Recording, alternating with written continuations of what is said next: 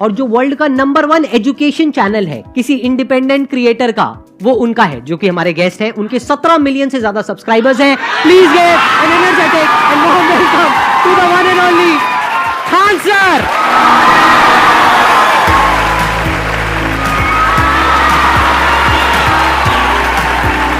क्या हाल चाल जी, कैसे हैं आप?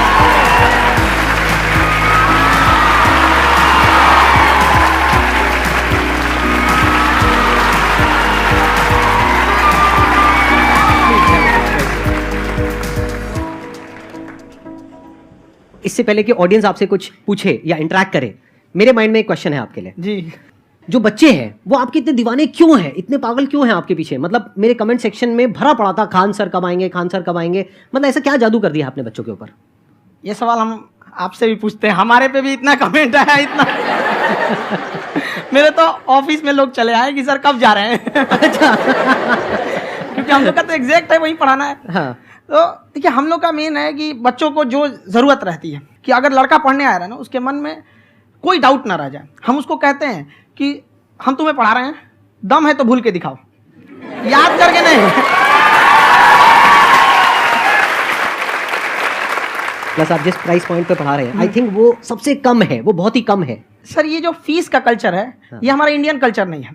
हमारा इंडियन कल्चर गुरु दक्षिणा है, उस हिसाब से वो सही है। ऑक्सीजन जैसे जिंदगी के लिए जरूरी है, वैसे एजुकेशन जरूरी है। कोई ये नहीं कह सकता कि पैसे की वजह से वो खान सर के यहाँ से लौट गया। क्या बात है। मैंने देखा कि आपका ये जो चैनल है कि ये पिछले 3 साल के अंदर अंदर ही ग्रो किया है। हमको जब चैनल शुरू हुआ तो एक दिन में हम 4-5 वीडियो बनाए। एक हमको कुछ आता, आज भी नहीं आता इतना, तो हम देख के कैमरा वैमरा तो हम कंफ्यूज हो गए, बाप रे। तो हम एक ही दिन में वीडियो शूट किया, पढ़ाने वाला टॉपिक था हमको। उसके बाद कभी वीडियो नहीं, 6-7 वीडियो एक ही बार शूट कर लिए। और एक जो थे जिनका कैमरा वगैरह था, मेरे पास कैमरे भी नहीं थे उस टाइम, और कैमरा 35,000 का था। तो 6 महीना इसी में लग गया, जो 35,000 इसी में फंस जाएगा। तो उनके कैमरे से शूट किए, उन्होंने कोई चार्ज लिया। उसके बाद हम छोड़ ही दिए। लॉकडाउन लगा, तब हम कहें आप कैसे पढ़ाएंगे? वो तो 1 दिन 2 दिन करते करते अचानक लंबा हो गया। तब हमको याद आया कि ओहो, मेरा एक चैनल भी है वहाँ पे। तो उस समय उस पर लगभग 30,000 सब्सक्राइबर हो चुके थे। तो जैसे लॉकडाउन लगा तो उस पर पढ़ाना चालू किया। और पता नहीं क्या लोगों को पढ़ाई में इतना इंटरेस्ट आ गया कि आपका स्टाइल ऐसा है थोड़ा सा। आप आई थिंक पढ़ाई के साथ साथ में जो बीच बीच में आप थोड़ा बहुत छोड़ते रहते हैं ना, मतलब जो एंटरटेनमेंट चलता रहता है। ये बात हम देखिए, जब हम गुलाम थे ना, तो अंग्रेजों ने एक चाल चला था कि भारत को हम फिजिकली गुलाम रखेंगे 100-200 साल, मेंटली 1000 साल कर देंगे। उन्होंने पढ़ाई का मॉडल चेंज कर दिया। उन्होंने ऐसा डिजाइन किया कि ये टीचर की रिस्पॉन्सिबिलिटी है, वो पढ़ा के चला जाए। टीचर की रिस्पॉन्सिबिलिटी यहाँ खत्म नहीं हो जाती। पढ़ाना तो कोई भी पढ़ा सकता है, टीचर की इससे बड़ी रिस्पॉन्सिबिलिटी होती है उसे समझाना। वो समझा कि नहीं समझा। अगर लड़का आपके समझाने के बाद डाउट रह गया तो ये आपकी गलती है। लड़का हमसे पूछता है सर इतनी भीड़ है आपके पास, तो कहते सर डाउट कैसे पूछेंगे? हम कह रहे यार तुम्हारा डाउट बचेगा तब ना पूछेगा तुम डाउट यहाँ पर। कॉन्फिडेंस नेक्स्ट लेवल है खान सर का, मानना पड़ेगा। और शायद यही वजह है इनकी जो ग्रोथ है उसका। किसी ने शायद सपने में भी नहीं सोचा होगा कि पिछले 2 साल के अंदर अंदर जो आपके चैनल की ग्रोथ हुई है, जैसे आप खुद ही बता रहे हैं कि लॉकडाउन के टाइम पे आपके 30,000 के करीब सब्सक्राइबर्स थे, आज की डेट में 17 मिलियन है। और मेरा एक क्वेश्चन और है, इससे पहले कि ऑडियंस में से आपसे कोई क्वेश्चन पूछे, कि कई बार आप ऐसे भी टॉपिक्स टच करते हैं जो थोड़े से कंट्रोवर्शियल हैं या थोड़े से सेंसिटिव हैं, जिसके ऊपर बात करने की हिम्मत आई थिंक बहुत ही कम लोगों में है। तो आपको कभी ये नहीं लगता है कि कहीं ज्यादा तो नहीं हो रहा है, इसको थोड़ा रोक देते हैं, थोड़ा कम कर देते हैं? क्योंकि कोई लाइन ही नहीं है वैसे तो बोलने को, तो आप कुछ भी बोल दो, कितना भी बोल दो। हुई है कंट्रोवर्सी बहुत बार। एक्चुअली बचपन से हमको फौज में जाना था, और फौज वालों के लिए ये सब मायने नहीं रखता। उसको करना है मतलब करना है, तुम सामने कुछ भी रहो, डजंट मैटर।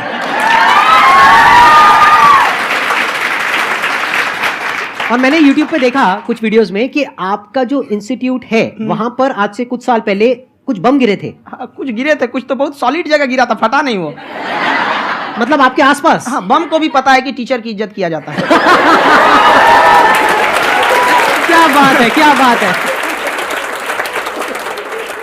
मैं समझ पा रहा हूं कि ये आपके अंदर जो एटीट्यूड है ये कहां से आ रहा है, क्योंकि आप बचपन से ही फौज में जाना चाहते थे, तो आप जंग के मैदान में ही खड़े हैं एक तरीके से। बस फर्क ये है कि आपके हाथ में कलम है, हथियार ना हो करके। हथियार से एक आदमी की जान जा सकती है, हाँ। कलम से बहुत ताकत होता है। शिक्षा एक ऐसा हथियार है ना, हर कुरीतियों से लड़ सकता है, हर तरह की समस्याओं से। और ये एक ऐसा हथियार है, मेटल डिटेक्टर में भी नहीं पकड़ाता है।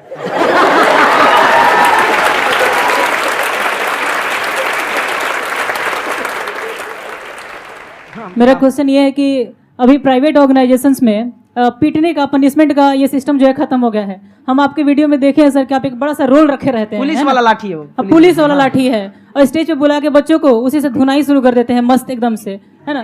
तो सर मतलब कि बच्चे मतलब कि डरते नहीं हैं आपसे, और इस तरीके से कैसे कनेक्टेड हैं आपसे, है ना? और एक और क्वेश्चन सर, यूपीएससी का जो आप अपना बैच स्टार्ट करने वाले हैं, ठीक है, उसके बारे में बताइए सर, क्योंकि मुझे मतलब उस चीज़ को करना है सर, ठीक है? और संदीप सर को देख लिए, मेरा तो वैसे ही हो जाना है।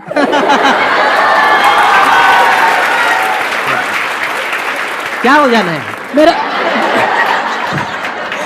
पूरा कंप्लीट करो। I will be an IAS officer next year, because I have seen you sir, my day is like complete sir. All the best. Thank you so much sir, thank you, पूरा बोला करो। Thank you. देखिए, लड़कों को जहाँ तक पीटने की बात है, जब पढ़ाने की बात आएगी तो उसको हम पूरे बेहतरीन ढंग से पढ़ाएंगे, लेकिन जब सजा देने की बात आएगी ना, तो वो भी बेहतरीन ढंग से होगा। ऐसा थोड़ी होगा कि बस एक ही चीज़ बेहतरीन ढंग से होगा। और डर का होना बहुत ज़रूरी है। ये डर भी अपने आप में एक मोटिवेशन है, क्योंकि जब आपके अंदर एक थोड़ा सा डर रहे ना, तो डर के भागिए मत।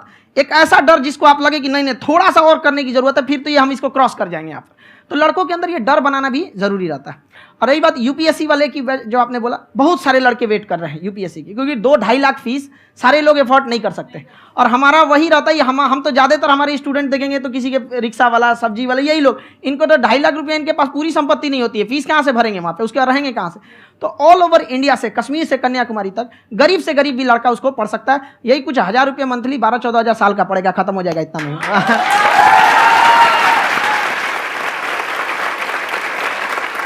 ये जो डंडे वाली बात इन्होंने कही, ये सच है? मतलब आप सच में एक डंडा रखते हो? पुलिस का ही है वो।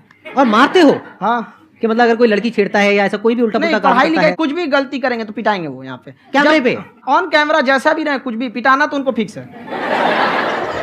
एक तो कोई मतलब विधायक जी थे, उनके लड़का को पीट दिए, तो चला दल बल लेके अपना वहाँ पे।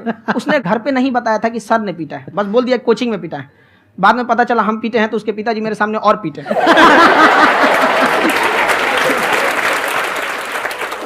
सर आपका सबसे बड़ा डर क्या है, आप दोनों का? फौजी को डरे नहीं लगता है, बाकी अब सर से पूछिए। आज के सेशन से पहले कोई डर नहीं था, लेकिन अब मुझे इनकी डंडे वाली कहानियां सुन करके डर लग रहा है कि कहीं मैंने गलती से कुछ बोल दिया और इन्होंने कहीं पीछे कुछ रखा हुआ है, और यहीं आ करके अगर इन्होंने मेरी पिटाई कर दी तो बहुत बुरा हो जाएगा। तो इसलिए हमको थोड़ा डर लग रहा है।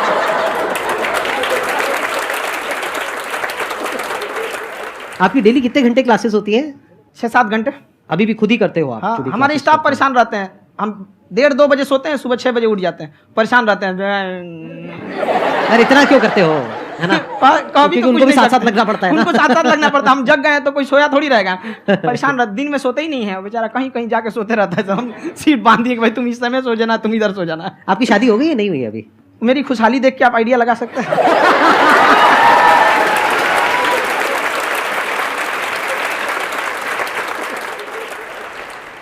First of all I would like to say sir thank you so much to you and to your team कि आपने मुझे यहाँ आने का मौका दिया।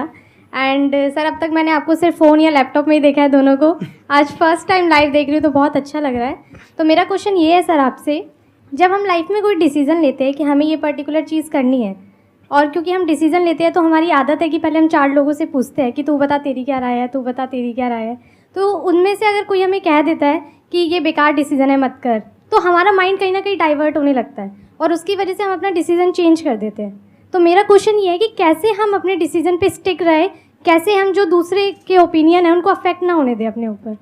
दूसरे से सलाह लेने से पहले एक बार खुद उस पर रिसर्च कर लेना चाहिए, ताकि आप सामने वाला क्या सलाह दे रहा है आपको समझ में आना चाहिए। यहाँ पर ऐसा नहीं है कि कई बार ऐसे होते हैं कि दूसरे वाले को एक्सपीरियंस होता है, तो अगर आपको पहले से आइडिया है, उसके बारे में आप बेहतरीन ढंग से रिसर्च किए हैं कि क्या इसमें प्लस पॉइंट है, क्या निगेटिव है, उसके बाद आप किसी से सलाह लेने जाइए। ये नहीं कि मन में आया सीधा बता, गड़बड़ा जाएगा। तो वहाँ पर पहले आपको R&D करना पड़ता है, समझ में आया कि नहीं। और ज़िंदगी हो या गाड़ी, जीतेगा वही जो टाइम पे गियर चेंज कर रहा है। तो डिसीजन चेंज करना बहुत ज़्यादा गलत नहीं है। इन्होंने बहुत अच्छी बात कही है, और मैं इसी बात में थोड़ा सा और ऐड ऑन करूंगा कि ये जो आपने कहा ना कि अपने डिसीजन पे स्टिक कैसे रहें, ये कोई अच्छी क्वालिटी नहीं है, क्योंकि टाइम टू टाइम आपको अपने डिसीजंस को चेंज करना होता है। जैसे आपने 4 लोगों से डिस्कस किया, कोई इंसान कुछ पॉजिटिव बोल रहा है, कोई नेगेटिव बोल रहा है, उससे फर्क नहीं पड़ना चाहिए। डिपेंड ये करता है कि वो जो बोल रहा है उसका बेसिस क्या है। किसी नॉलेज या एक्सपीरियंस के बेस पे बोल रहा है या ऐसे ही कुछ भी बोल रहा है? ऐसे ही बोल रहा है तो फिर उसकी बात पे ध्यान क्यों दे रहे हो? अगर किसी नॉलेज या एक्सपीरियंस के बेस पे बोल रहा है, फिर चाहे वो पॉजिटिव बोल रहा है चाहे नेगेटिव बोल रहा है, दोनों ही मायने रखता है। उसके बाद में रिसर्च करनी है और फिर रिसर्च करने के बाद में फाइनल डिसीजन अपना खुद का होना चाहिए। अब वो डिसीजन उससे अलग भी हो सकता है जो आपने पहले लिया था, और वो सेम भी हो सकता है। सर मेरा क्वेश्चन दोनों से है आपसे, how to deal procrastination and laziness. हमारा ब्रेन है ना, ये बहुत आलसी टाइप का, इसको आराम खोजना पसंद है। अब थोड़ा सा भी आप इसको आराम की ओर लेके चले गए ना तो फिर उधर ही रहेगा। आप सोचेंगे 10 मिनट आराम कर लेते हैं ना, तो 10 मिनट 2 घंटा बना देगा। उसको टॉर्चर कीजिए, चल 10 मिनट बाद में। उसको आप उस पर हावी मत, वो कह रहा है कि हमको आराम चाहिए, आपको हाँ आराम मिलेगा, पहले काम फिर मिलेगा आराम। तो आप उसके हिसाब से मत चले। आपका मन कर रहा है थोड़ा सा देख लेते हैं, कोई नोटिफिकेशन आया, आप कोई काम कर रहे हैं, क्यों पहले काम कर लीजिए, बाद में देखिएगा ना नोटिफिकेशन। आप हावी मत होने दीजिए यहाँ पे। अगर आप 5 मिनट भी थोड़ा सा लूज पड़े ना, थोड़ा सा कमर सीधा कर लेते हैं, 2 घंटा बर्बाद कर दिया आपको। हावी मत होने दीजिएगा उसको अपने ऊपर। प्रोक्रेस्टिनेशन को तोड़ने का एक ही तरीका है, सबसे छोटे लेवल पे ले जा करके उस गोल को तोड़ दो। यानी वो गोल बहुत बड़ा है, उसको ब्रेक डाउन करो, उसके सबसे पहले स्टेप पे आ जाओ कि उसको अचीव करने का सबसे पहला स्टेप क्या है। जैसे गाड़ी चलाना सीखना है, उसका सबसे पहला स्टेप क्या है? अगर घर में कोई नहीं है सिखाने वाला या सिखाने वाली, तो बाहर जा करके जो गाड़ी का ड्राइविंग स्कूल है उधर जा करके पैसे दे दो। अब फंस गए ना तो फंसा दो अपने आप को। दिमाग ये लगाओ कि अपने आप को कैसे फंसाया जाए। जब हम फंस जाते हैं ना तो फिर हमको वो काम करना ही पड़ता है। Then there is no looking back. जब तक आप सोच रहे हो तब तक सोच रहे हो, उसको बोलते हैं पैरालिसिस ऑफ एनालिसिस, कि आप सोचते चले जा रहे हो अपने माइंड में, मैं ये करूंगा वो करूंगा वो करूंगा वो करूंगा, और प्रोक्रेस्टिनेट हो रहा है, वो चीज टलती चली जा रही है। तो उसको छोटे से छोटे लेवल पे ब्रेक डाउन करके उसको कर दो, दैट इज नंबर 1। और जैसे ही करना शुरू करते हो, कोशिश करो कि उसको जब तक कि आप सही से नहीं कर लेते हो उसको छोड़ना नहीं है, तो आपकी लेजीनेस भी खत्म हो जाएगी। कई लोगों को तो हमने देखा है जो सप्ताह में कुछ भी नहीं करता, वो भी संडे को आराम कर रहा है।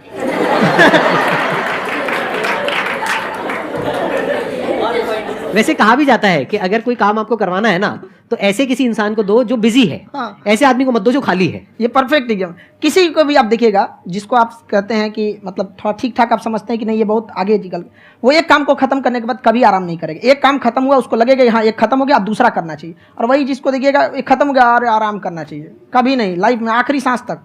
सर यहाँ पे सब हिंदी में पूछते हैं, इंग्लिश में पूछते हैं, मैं भोजपुरी में पूछूं? जौन भाषा ठीक लगे तोने में पूछ दो। हाँ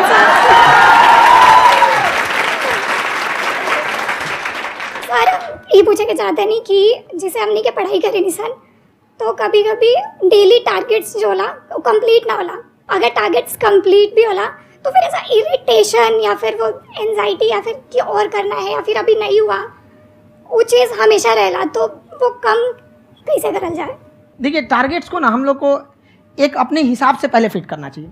ऐसा नहीं कि दूसरे किसी इंसान को देख के हम टारगेट फिट कर ले। कोई लड़का 8 घंटा पढ़ रहा है, कोई पहली बार अभी पढ़ना ही चालू किया, उसको देख के 8 घंटा पढ़ेगा तो पढ़ाई छोड़ देगा। तो आप अपनी क्षमता के हिसाब से देखिए कि आप कितना पढ़ सकते हैं। अगर आपने एक घंटे को बना लिया कि हम 1 घंटा पढ़ सकते हैं, अगले 1 हफ्ते तक उसको सस्टेन रखिए। जिम में कैसे करते हैं लोग, पहले दिन उठा लीजिएगा 1 कुंटल तो हार्ट अटैक हो जाएगा। तो वो धीरे धीरे टारगेट सेट कीजिए और अपनी क्षमता को भी देखिए। हर इंसान की क्षमता अलग है। कंगारू को देख के हाथी छलांग मारेगा, पैर तोड़ के बैठ जाएगा।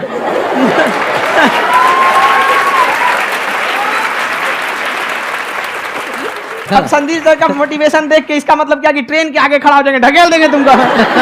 हालांकि ऐसा कर देते हैं, लेकिन ऐसा करिएगा लोग नहीं, क्षमता पता होना चाहिए। आपके अंदर एंजाइटी हो रही है कि मैंने कर तो लिया है, आप ये नहीं कह रहे कि मैंने कुछ भी नहीं किया है फिर मेरे को एंजाइटी हो रही है। आप ये कह रहे हो मैंने काफी कुछ कर लिया है फिर भी एंजाइटी हो रही है कि कहीं कुछ छूट तो नहीं गया है। तो बेसिकली आपको ये देखना है कि अगर आपके अंदर ये एंजाइटी हो रही है, that means you are a very good student. आप एक अच्छे स्टूडेंट हो। क्यों? क्योंकि बहुत सारे स्टूडेंट्स तो ऐसे हैं उनको पढ़ने के नाम से एंजाइटी होती है। तो आपको एंजाइटी हो रही है कि मैंने पढ़ लिया, दिन में मानो 8 घंटे का आपने टारगेट सेट किया और 6 घंटे पढ़ लिया, या मान लो 8 घंटे भी पढ़ लिया, फिर भी एंजाइटी हो रही है कि मैंने 10 घंटे नहीं पढ़ा। तो ये तो अच्छी क्वालिटी है ना, ये तो एक ब्रिलियंट स्टूडेंट की क्वालिटी है। क्योंकि एंजाइटी उसी को होती है जो केयर करता है, जिसको परवाह है, उसी की तो एंजाइटी होती है। जैसे माँ को अपने बच्चे की, जैसे एक माँ को अपने बच्चे को लेकर के एंजाइटी होती है। हंस लो मजाक उड़ा लो मेरा।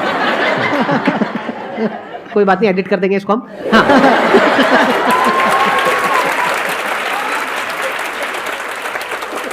जैसे एक माँ है, उसको अपने बच्चे को लेकर के एंजाइटी होती है, थोड़ी सी भी तबीयत खराब हो जाए उसको एंजाइटी होती है, चाहे बच्चा ठीक भी है, डॉक्टर को नहीं होती है। क्यों? क्योंकि माँ को उस बच्चे से प्यार है। तो दैट मीन्स कि आप अपनी पढ़ाई को लेकर के सीरियस हो, इस वजह से आपके अंदर एंजाइटी हो रही है, विच इज नॉर्मल। जहां पर प्यार मोहब्बत होती है वहां पर थोड़ी बहुत एंजाइटी तो होती ही है ना। समझ रहे हो ना मैं क्या कहना चाह रहा हूं? आप लोग समझ रहे हो ना मैं कहाँ जा रहा हूँ? जब वो किसी और से बात करती है तो एंजाइटी होती है ना।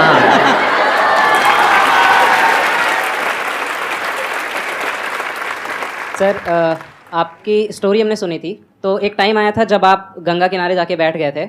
उस समय आपको कुछ समझ नहीं आ रहा था, तो उस समय मतलब आपने ये डिसीजन कैसे लिया कि अब आगे नहीं, यहाँ से वापस जाना है? रास्ता ही नहीं था। घर जाने के लिए एटलीस्ट 90 रुपये चाहिए थे, जेब में 40 रुपये थे। कैसे घर जाते हैं? और हम गंगा के किनारे चुपचाप बैठे बैठे हम कहें कि अब बहुत टेंशन हो गया, अब घर जाना चाहिए। रूम पे तो किराए के रूम पे ही आदमी सारे लोग रहते हैं। गए वहाँ पे तो रूम लॉक हो गया था। तुम खटखटाए तो ऊपर से गुस्सा से बोले जो ऑनर थे, क्या टाइम हो गया है? तुम कहे 9-10 बज रहा होगा। घड़ी देखिए तो 2 बज रहा था रात का, 2-2:30 बज गया था वहाँ। टेंशन में आप तो होता है, कई बार ऐसा समय आएगा कि लगेगा जैसे अब कुछ नहीं हो सकता है। तो इससे घबराना नहीं है। कभी कभी गुच्छे की आखिरी चाबी भी ताला खोल देती है। जो बातें आपने बताई कि घर में प्रॉब्लम्स ये वो, ये तो बहुत लोगों ने फेस करी वहाँ पर। आप अकेले नहीं है, बहुत लोगों ने ये प्रॉब्लम्स फेस करी, बहुत तरह की प्रॉब्लम्स देखी, बहुत तरह की स्ट्रगल्स देखी, लेकिन वो सब इतने कामयाब नहीं हो पाए जितने कि आप हुए। तो आपके अंदर ऐसा कुछ ना कुछ है जो औरों के अंदर नहीं है। तो वो मैं जानना चाह रहा हूँ कि वो ऐसा क्या था जहां से कि आपका दिमाग यहां तक सोच पा रहा है कि मैं पूरे इंडिया में इतने बड़े लेवल का चेंज लेकर के आ सकता हूं, एजुकेशन फील्ड में रेवोल्यूशन लेकर के आ सकता हूं। ये सोचना ही बहुत लोगों के बस का नहीं है। मेरी एक खुद की थिंकिंग, अगर हमको कोई 100 रुपये किसी काम के लिए दिया, हम सबसे यही कहते हैं, तो हम कोशिश करते हैं उसे 200 का रिटर्न दे। अगर कोई हमसे 200 रुपया फीस दे रहा है, 250 दे रहा है, तो हम उसको ये कोशिश करते हैं कि तुम्हें ऐसा लगे कि नहीं भैया हमने 10-20 हज़ार का पढ़ लिया यहाँ पर। वो ईमानदारी से कभी कमी नहीं। और हमेशा अगर हम प्रॉमिस X का करते हैं तो डिलीवर 4X करना चाहते हैं। ध्यान से सुनना और ध्यान से समझना इस फर्क को। अगर आप समझ पाए तो बहुत आगे जाओगे लाइफ में। एक वो होते हैं जो ये सोचते हैं कि हमें सब कुछ मिल जाए, हमें कुछ भी करना ना पड़े। दूसरी कैटेगरी होती है लोगों की जिनको जितना मिलता है उसमें भी चोरी चकारी करते हैं या कोशिश करते हैं कि उससे कम दे सामने वाले को जितना कि हमें मिल रहा है। तीसरी कैटेगरी होती है लोगों की, जो इनके जैसे लोग होते हैं, वो क्या करते हैं, वो ये सोचते हैं कि अगर मैंने किसी से 1 रुपये भी लिया, देखा जाए तो 200-250 रुपये कुछ भी नहीं होता है, 200-250 रुपये अगर मैंने लिया तो कैसे उसको 400 रुपये की वैल्यू दूं। ये जो थिंकिंग है ना, यही एक फर्क होता है एक ऐसे इंसान में जो बहुत आगे निकल जाता है और उस इंसान में जो मीडियोकर रह जाता है। आप अपने आप को अपने आप के ऊपर समय दीजिए, उसको डेवलप कीजिए। जब आप अपने आप के ऊपर खर्च करते हैं तो आने वाले समय में लोग गूगल पे आपको सर्च करते हैं। क्या बात है सर, ये आपने अभी बनाया है या ये कोई पुराना आपका वो है? बनते रहता है इसे, फ्लो में बन जाता है। आपके अंदर ना सर एक कवि छुपा हुआ है कहीं ना कहीं जो बाहर आना चाहता है। कभी ना कभी आपने सोचा होगा कुछ। कभी कभी देखिए, एक चीज़ है, संगत का बहुत अच्छा असर पड़ता है। ये चीज़ को हमेशा संगति का मतलब लोग हल्के में ले लेते हैं। संगति का मतलब होता है संग संग गति। तो अच्छे लोग के साथ रहेंगे तो संग संग अच्छी गति होती जाएगी, खराब में रहेंगे तो ये भी होता है। बट अपने आप को थोड़ा सोचना चाहिए कि हम केवल जी के मर जाएं इसके लिए नहीं आए हैं। लोग कहते हैं कि सर नाम क्यों नहीं बताते अपना। हमारी एक ही सोच है कि जाने के बाद इस दुनिया से हमको मतलब एक चीज़ देना चाहते हैं स्टूडेंट्स को कि वो याद करें कि इस पैसे की भाग दौड़ की दुनिया में हर कोई दोनों हाथ से लूटने में लगा है, खाली हाथ जाने के लिए। ये सबको लगा है। तो हर कोई को ये सोचना चाहिए कि था कोई इंसान जो इतने कम फीस में इतनी शिक्षा जो महंगी थी, जो कमाने का रास्ता था, उसको भी एकदम कंपटीशन इतना कर दिया कि अब लोगों को अपनी फीस बढ़ाने में डर लगता है कि अरे यार, लड़का कमेंट करता है कि खान सर इतना ले रहे हैं, आप बहुत बड़ा टीचर हो गए।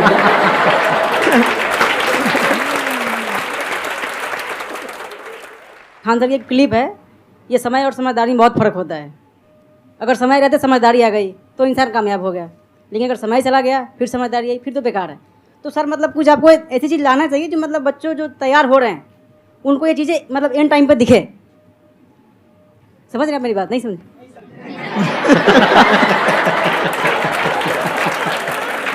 यही होता है सर, सर का मोटिवेशन ज़्यादा हो जाता है। जब आप स्ट्रगलिंग फेज में हैं तो कम से कम चीज़ों को अपने ऊपर खर्च कीजिए, ज़्यादा से ज़्यादा सीखने में खर्च कीजिए। अगर आपको राजा बनने का शौक है तो गुलाम की तरह मेहनत करना सीखिए, तब राजा बनेंगे। ये दुख, ये दर्द, ये सब तेरे अंदर है। तू अपने बनाए इस